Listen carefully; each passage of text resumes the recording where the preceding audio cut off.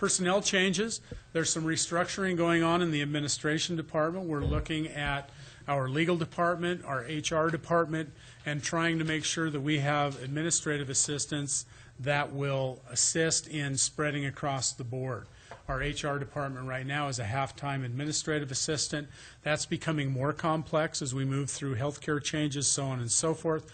We also have additional needs in legal that we're attempting to adjust, hopefully with our existing staff, but we do have some part-time monies in there if it's necessary to, as we're completing that restructuring. Community development, we have an electrical inspector / fire inspector, half-time to the fire department, half-time to community development, who has indicated that he may retire this year. If so, we will be hiring an electrical inspector in community development and a fire inspector in the fire department. It's hard finding an electrical inspector who's also a fire inspector, so there are needs in those departments that we hope to address with this.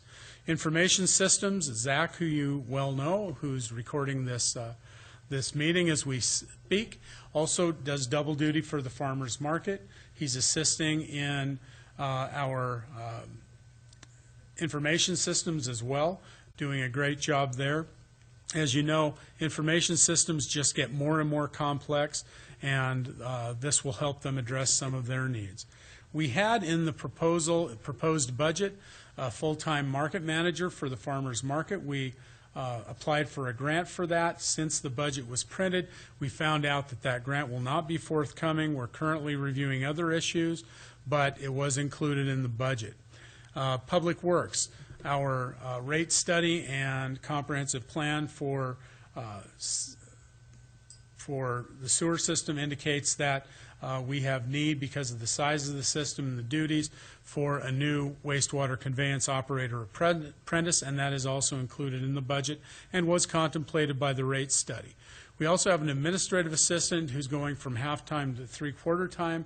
That is to deal with some new work order job software that will help make the technicians more efficient. Also, we have a new environmental services division that addresses our water conservation program and other issues, the FOG program that there's been so much talk about lately, so on and so forth. So there's additional assistance there as well. General fund revenues. Okay, general fund revenue, we're looking at overall revenues of $14,667,442, which is a very slight increase over fiscal year 2016. These are our major sources of revenue in the general fund. Certainly taxes, as you know, I reported the taxes were, I believe, 5.4. Don't hold me to that, I'll know in a minute. Out of a $14 million budget, just a little over 1/3 of the general fund is property taxes. It gets a lot of attention, but it's also just over 1/3 of the revenues. The rest comes from state sales tax apportionment, state liquor tax, state revenue sharing, franchise fees, licenses and permits. We also get a reimbursement from the Urban Renewal Agency because our Community Development Director also serves as Executive Director of the Moscow Urban Renewal Agency, and we provide financial and administration services to that entity as well. We talked about the foregone amount a few moments ago. So these are some of our largest. If you look at state revenue sharing in the gold, state liquor apportionment in the brown, yes, the brown, and the greenish is state sales tax distribution. So you can see the Great Recession about 2009 through 2010, and we've seen pretty steady increases. One of the great things I like to point out is that citizens in the state of Idaho like to continue to drink liquor even in times of recession, so that's been a steady source of income for the state. Franchise fees are those fees that are paid by cable TV, Avista Gas, Avista Electric, and sanitation. LSI pays a franchise fee as well.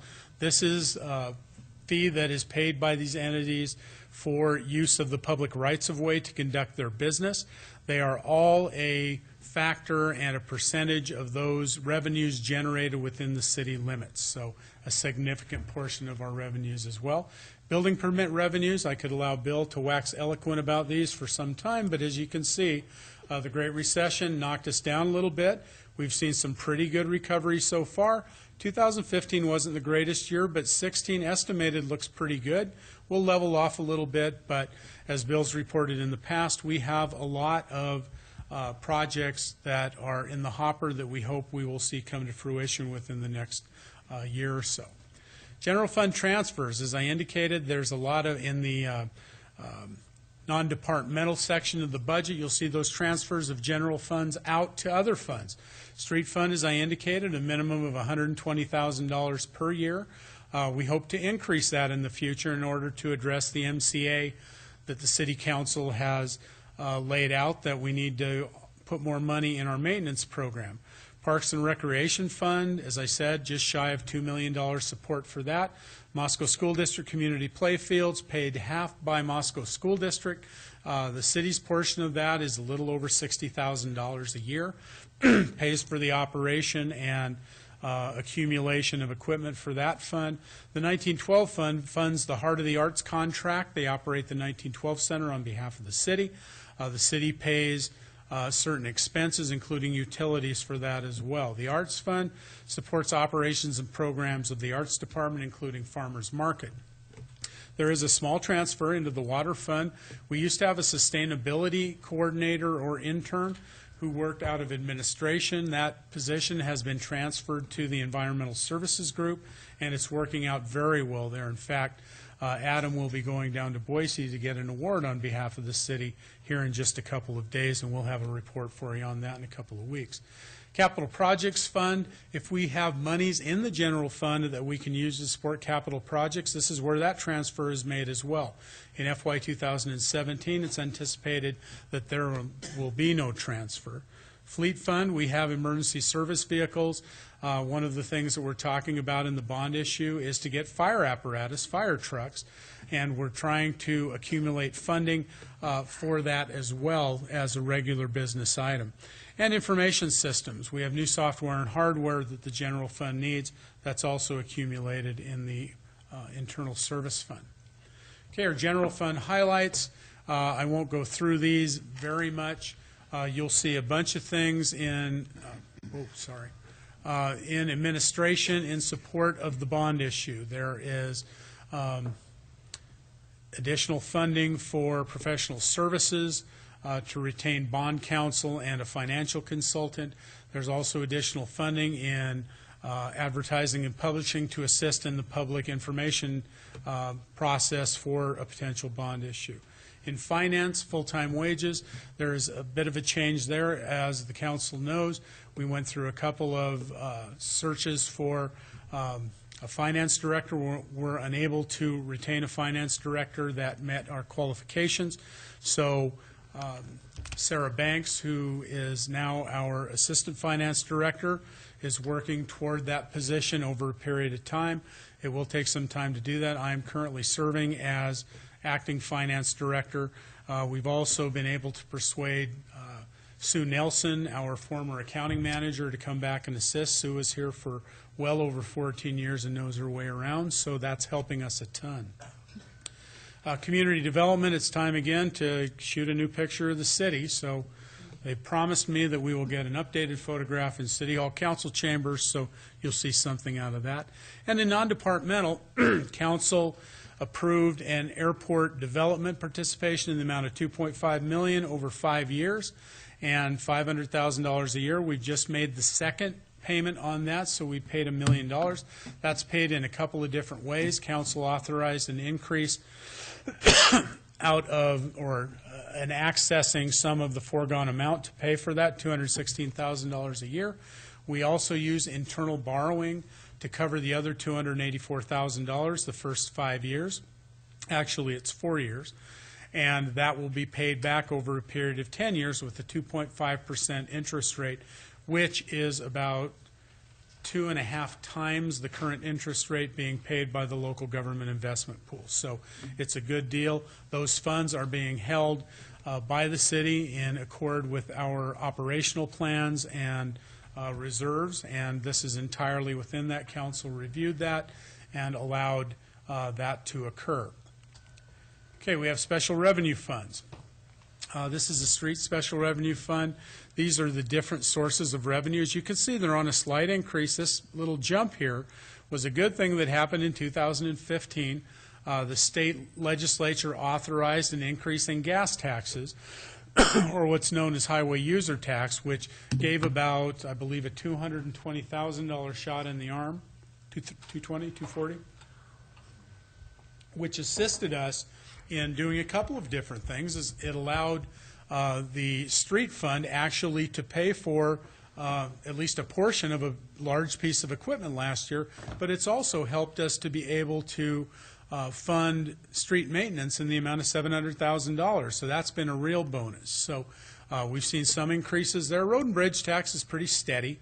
It's based upon valuation, just like our ad valorem taxes are, but they've been steady throughout the years. Street fund highlights. I won't go through these. The big one is the $700,000, as I indicated here. We also have some different things going on. The Tiger Grant, as you indicated, is not proceeding, and we will have a report on that and likely an in-depth press release by the end of this week. Excuse me. But we also have a bunch of different things that we're working on. We have an STP urban project on Mountain View Road that we're accumulating monies for. We also have the 6th and Jackson intersection realignment.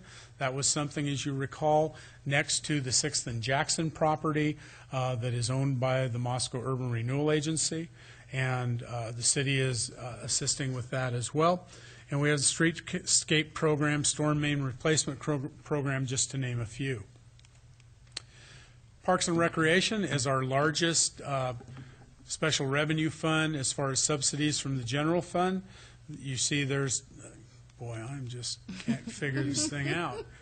Okay, so you're seeing it's a fairly steady increase. If we had a trend line, it'd be just about like here, except I'm looking at pool. It'll be just about like here. This big one here is because of some infrastructure we had to the pool. We had a replastering project. We also replaced or repaired the fiberglass slides. We replaced the chlorine system, and we replaced the frog with now the moose at the pool. So we had significant costs of repairing the pool as well. Since that time, we've been putting away some amount of money to assist with those costs, but again, it's a matter of having not very much money and trying to utilize those dollars as efficiently as possible.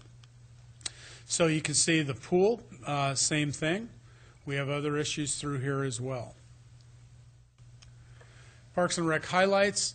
We've got these different operations that they run. As you can see, there's quite a few of them. Facilities, we have several different facilities as well as 16 parks. Transfer to the Hamilton Fund, I've talked about that a little bit in my preamble. There's currently about $2.95 million left in that fund, of which $1 million has been requested by the ice rink folks. And pursuant to council direction, we're currently working with them to determine the conditions under which that transfer could occur. And then you've got the school district community playfields, which was also funded, city's portion, through the Hamilton Fund, but we have a joint operational agreement with the school district. Arts Fund, same thing. This big jump at the end was because of the full-time market manager. There was also a request to take an administrative assistant full-time, and these, again, were proposed numbers. So next year you'll see that being more in line down here. Arts Fund, we have some different things. Market promotion program. We have a Smithsonian exhibit coming. Gallery paintings. We have the High Five program, which the Arts Fund has been working with at the Farmers Market as well. 1912 Center and the Transit Center Fund, which is funded through the lease fees from the University of Idaho and Smart Transit. Now we get to the enterprise funds, which are our business type funds. This is a rate comparison of our contemporaries. I ask folks to focus on Pullman and Lewiston, Coeur d'Alene, and Moscow. You've got some large amounts of water and sewer funding in places like Potlatch, Kendrick. Those have large infrastructure costs, but they don't have many ratepayers to take those rates and balance them out. So you'll see some large amount of funds there, and they essentially have large costs of infrastructure, not very many ratepayers. So we compare very favorably with our contemporaries. We do have a very aggressive, as you see our water fund, we have a stepped rate in order to encourage conservation, and Moscow traditionally, especially over the last 20 years, has been very aggressive in seeking alternatives, different research, and that sort of thing, hopefully to help address our water issues. So water and water capital, 6.3% increase in water rates this year per the 2013 rate study. I will also note that a rate study will be undertaken in FY 2017, so that will be updated. We'll look at not only the operational costs, where we are, what we need to do in the future.